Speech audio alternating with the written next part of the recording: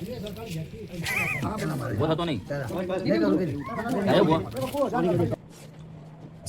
hello, good morning મિત્રો. તો welcome back to my YouTube channel Ashish Vaghela vlogs. તો આજે આપણો છે ત્રીજો દિવસ 10 દિવસના વ્લોગિંગ ચેલેન્જનો. બટ કાલે કંઈક એવી ઘટના બની છે, અવિશ્વસનીય ઘટના, કે જેના કારણે મને આજે કેમેરો પકડવાની ઈચ્છા બી નથી થતી, ના વિડીયો શૂટ કરવાની ઈચ્છા થતી. મારા માસીના છોકરાની વાઈફ એટલે કે મારા ભાભીનું દુઃખદ અવસાન થયું છે. એ પણ આમ કહેવાય ને કે એકદમ અચાનક જ બધું થઈ ગયું, એટલે આમ નથી માનવામાં આવી રહ્યું હજી. પણ કહેવાય ને, બ્લોગિંગ એક એવું પ્રોફેશન કહી લો કે એવી વસ્તુ છે ને બ્લોગ, કે જેમાં તમારે જીવનની સારી ખરાબ બધી જ વસ્તુઓ તમારે બતાવવી પડે છે. અને જીવનમાં અમુક જવાબદારીઓના કારણે જે ડિસિઝન લીધા હોય એને પૂરા કરવા પડે છે. તો એટલા માટે હું આજે ડે 3માં પણ વ્લોગ કન્ટિન્યુ કરીશ. આજે કોઈ ધમાલ મસ્તી નહીં જોવા મળે, પણ વ્લોગ હું કન્ટિન્યુ કરીશ. Thank you. બન્યા રહો વ્લોગમાં.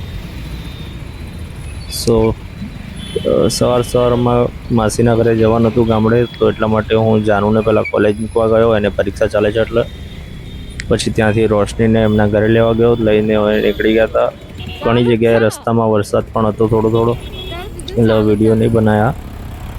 પછી અમે કડી પહોંચી ગયા હતા ઓલમોસ્ટ, બટ વરસાદના કારણે ત્યાં પણ રસ્તા ખરાબ હતા થોડા. વરસાદ ઓલમોસ્ટ બધી જગ્યાએ છે જ, ખાલી આપણે અમદાવાદમાં જ નથી અત્યારે હાલ. તો સંભળાતી જ નહીં ભાઈ. શું જોવા હતા ઘડી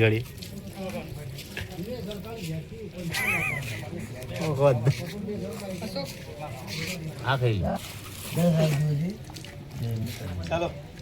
હલતો નહીં થી ઉભો થતો નહીં ને કે પસાડે ઊંચો કરી. અરે બड़े खतरनाक लोग हैं. ઉભો થતો નહીં. અરે ઉભો कही दे भाई मुझे माफ कर दो. અરે ઉભો થી ના ચોલી કે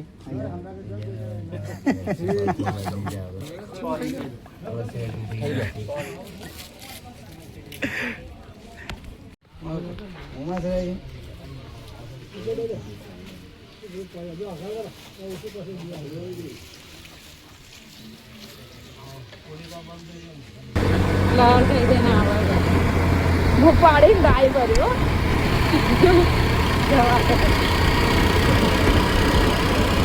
તમે એકદમ પેટ માં વસ્તુ કરવાનું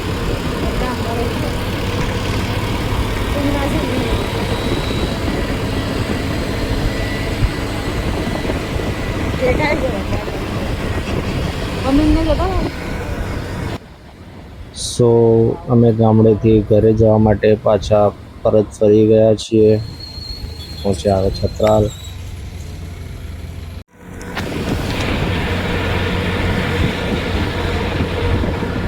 પ્રમોશન કોલ ખોટા ટાઈમે આવી ગયો.